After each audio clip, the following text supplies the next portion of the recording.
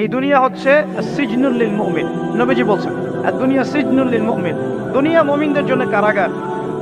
কারাগার মানে যেখানে আমি স্বতন্ত্র স্বাধীন নই। এখানে প্রশাসন অনেক ভাই বোন আছে, তারা জানেন কারাগার কি জিনিস।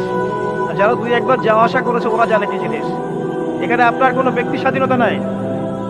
আপনি আপনার ইস্তেঞ্জা করবেন, শিশি যেতে পারবেন না, আপনি পারমিশন নিতে হবে, তারা নিয়ে যাবে, তারপরে যেতে পারবেন হ্যান্ডকাপ পরিয়ে।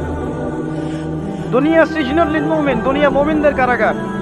এখানে আপনি খেতে পারবেন না, খাবার আসবে তারপর খাবেন। ঘুমাতে পারবেন না, যখন ঘুমানোর আদেশ দিবে তখন ঘুমাতে পারবেন। তাও কতক্ষণ ঘুমাবেন তাও ফিক্স করা। মানে কারাগার মানে কি? যেখানে আপনার ব্যক্তির স্বাধীনতা চলে না, যেখানে আমি চলবো একটা সিস্টেমের আওতায়। এখন নবীজি বলছেন দুনিয়াটাই হচ্ছে কারাগার। আর এই দুনিয়ায় কেমন করে আমি প্রবৃত্তির দাসত্ব করতে পারি, কেমন করে আমি আল্লাহকে বলে নামাজ বাদ দিতে পারি, কেমন করে জাকাত সেই কবে ফরজ হয়েছে, মিল ইন্ডাস্ট্রিজ ফ্যাক্টরিজ করেছি, জাকাত দেই না। রমজান মাস যায় আসে যায় আসে যায় আসে, রোজাও রাখি না, তারাবি করতে পারি না।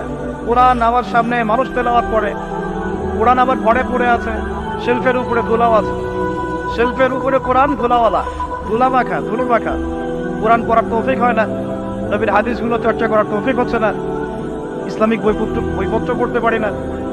এই কারাগারের জীবনে বসি আমি একটা মেয়ের পিছনে দৌড়াচ্ছি, মাদক খাচ্ছি, জেনা করছি, কোনো সময় ধর্ষণ করছি, কোনো সময় সুদ খাচ্ছি, ঘুষ খাচ্ছি, দুর্নীতি করছি।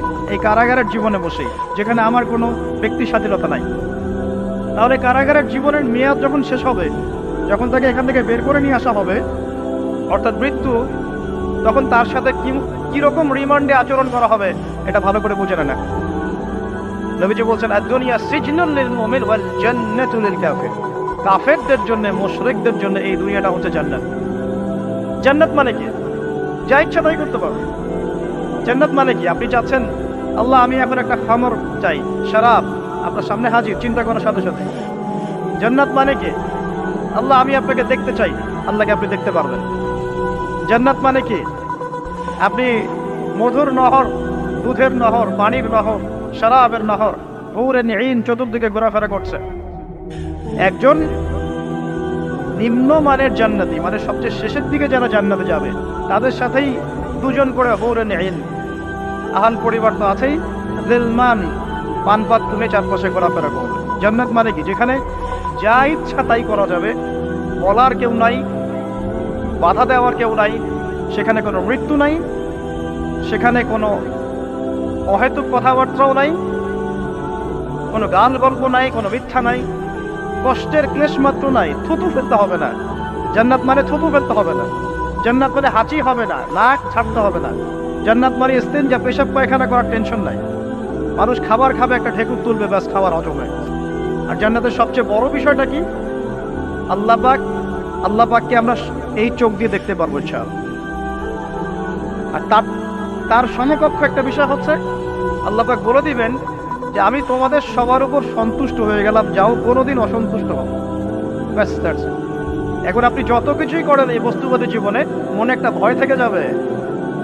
আপনি বিশ্ব নেতা হয়েছেন, বড় শিল্পপতি হয়েছেন, পলিটিশিয়ান হয়েছেন, ইকোনমিস্ট হয়েছেন, মনে একটা ভয় থেকে যাবে যে মরতে আমাকে হবেই, আল্লাহ আমাকে ধরবেই, হিসেব আমাকে দেওয়া লাগবেই, কবরে আমাকে একাই যাওয়া লাগবেই, আমাকে কিয়ামতের মাঠে দাঁড়াতে হবে আল্লাহর সামনে। মনে একটা ভয় কাজ করে, যদিও বাইরে মানুষ দেখায় যে কোনো ভয় নাই। মানুষ বাইরে অভিনয় করে, মানুষ সমাজের মানুষের সাথে বাইরে একটা অভিনয় করে। কোনো ক্ষেত্রে আমরা নিজেরাই নিজেদের সাথে অভিনয় করি। কথা সাহিত্যিক হুমায়ুন আহমেদের নাম শুনেছেন? ইন্তেকাল করেছেন। একটা সময় ছিল আমরা স্কুলে পড়তাম, কলেজে পড়তাম, মাঝে মাঝে টুকটাক এ ধরনের কিতাব, বইপত্র পড়া হয়েছে। হিমু, মিসির আলী এসব পড়া হয়েছে। শরৎচন্দ্র, বঙ্কিমচন্দ্র, রবীন্দ্রনাথ, নজরুলের কবিতাগুলো, ইভেন শেক্সপিয়ার, অ্যাডাম স্মিথ সহ, যিনি অর্থনীতির জনক। যাই হোক, তিনি তার বইয়ের মধ্যে লিখেছিলেন যে এই পুরো দুনিয়াটা হচ্ছে অভিনয়ের মঞ্চ। কথা সাহিত্যিক তিনি বলছেন তার মতো করে এই পুরো দুনিয়াটাই অভিনয়ের মঞ্চ, আর আমরা সবাই নিজ নিজ জায়গায় অন্যের সাথে অভিনয় করছি। কোনো ক্ষেত্রে আমরা নিজেরা নিজেদের সাথে অভিনয় করছি। তিনি বলছিলেন আমরা সবাই অভিনেতা, আর সবচেয়ে বড় অভিনেতা হচ্ছে পলিটিশিয়ানরা। কারণ তাদেরকে অনেক বড় মঞ্চে অভিনয় করতে হয়। এটা আমার কথা না, হুমায়ুন আহমেদের কথা, পড়ে দেখেন। তো আল্লাহ পাক পাঠিয়েছেন তার ইবাদত করতে, আর এই বস্তুবাদী জগৎ আমাদেরকে ভুলিয়ে দিল কিভাবে? কয়েকটা প্রলোভন দিল। প্রথম প্রলোভন হচ্ছে টাকা, তারপরে জীবনে কি করব প্রতিষ্ঠিত হওয়ার চিন্তা, তারপরে চাই চাই আরো চাই এই একটা আকীদা দর্শন, তারপরে আমার স্ত্রী সন্তান আহার পরিবারের কি হবে, আর আরেকটা দর্শন আছে, এটাকে বলে চারবাক দর্শন। এবং দুঃখের সাথে বলতে হয় আমাদের রবীন্দ্রনাথ ঠাকুর কিন্তু এই দর্শনের মানুষ ছিলেন। চারবাক এরকম, তার কবিতা পড়লে দেখবেন লেখা আছে, দুহাতে যা পাও হাত পেতে নাও, দুহাতে যা পাও হাত পেতে নাও, বাকির খাতা শূন্য থাক, বাকির খাতা শূন্য থাক। ঠিক চারবাক দর্শন, এটা ফিলোসফি পড়েছেন, এখানে অনেক টিচারও আছেন আমি জানি, তারা এই কথাগুলো বুঝবেন। চারবাক দর্শন কেমন? ঋণ করে ঘি খাও, ঋণ করে ঘি খাও, যতদিন বাঁচবে সুখে বাঁচবে, এটা হলো চারবাক দর্শন। তো দুহাতে যাবো হাত পেতে নাও, বাকির খাতা শূন্য থাক, মিল আছে না? ঋণ করে হলেও ঘি খান, যেভাবে হোক ঘি খান না, মানে ঋণ করে হলেও ঘি খান, যতদিন বাঁচবেন সুখে বাঁচবেন। তাহলে এই দর্শনগুলো বস্তুবাদী না? বুঝতে পারছেন কিনা?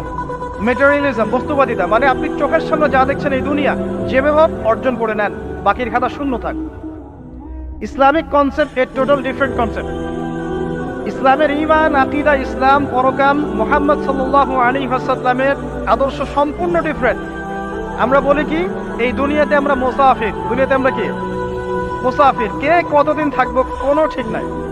নবীজি বলছেন, হে আব্দুল্লাহ বিন ওমর, তুমি দুনিয়াতে মুসাফিরের মতো থাকো, সকালবেলা উঠলে সন্ধ্যার অপেক্ষা করো না, সন্ধ্যাবেলা হলে সকালের অপেক্ষা করো। দর্শনের মধ্যে কত পার্থক্য না, আকাশ পাতাল পার্থক্য না? এখন যদি এই বস্তুবাদী দর্শন নিয়ে আপনি চলাফেরা করেন, তাহলে তো আপনার লাইফের অ্যাম্বিশন হবে একটা ফ্ল্যাট, আর ওটা এনি হাও আপনাকে অ্যাচিভ করতে হবে, legal way or illegal way, আপনাকে অ্যাচিভ করতেই হবে, অ্যাচিভ করতেই হবে, যেহেতু আপনার মোটিভটা হচ্ছে মেটেরিয়ালিজম, বস্তুবাদিতা। আর নবী সাল্লাল্লাহু আলাইহি ওয়াসাল্লাম কি বলছেন? সকালে ঘুম থেকে উঠলে সন্ধ্যার অপেক্ষা করো না, সন্ধ্যাবেলায় থাকলে সকালের অপেক্ষা করো না। তুমি দুনিয়াতে মুসাফিরের মতো থাকো, তোমার যতটুকুতে দুনিয়া চলে যায় এতটুকুতে সন্তুষ্ট থাকো। নবীজি বলছেন, তোমরা হাঁটবে যখন রাস্তায় চলাফেরা করবে, তোমাদের উপরের দিকে দেখবে না যে তোমাদের উপরে কারা আছে, অলওয়েজ দেখবা তোমাদের নিচে কারা আছে, তোমাদের চেয়ে খারাপ কারা আছে। এক ভাইকে আপনি দেখবেন আপনি সুস্থ, তার হাত নাই। আরেক ভাইকে দেখবেন আপনি সুস্থ, তার চোখ নাই। এক ভাইয়ের পা প্যারালাইজড হয়ে গেছে, এক ভাইয়ের বডি প্যারালাইজড, একজন হার্টের রোগী, একজন ডায়াবেটিসের রোগী, আপনি সুস্থ আছেন, অথচ ওই ব্যক্তির অনেক টাকা পয়সা আছে, আপনার নাই। এখানে কে ধনী বলেন দেখি, আপনি না সে? আপনার সুস্থতা আছে।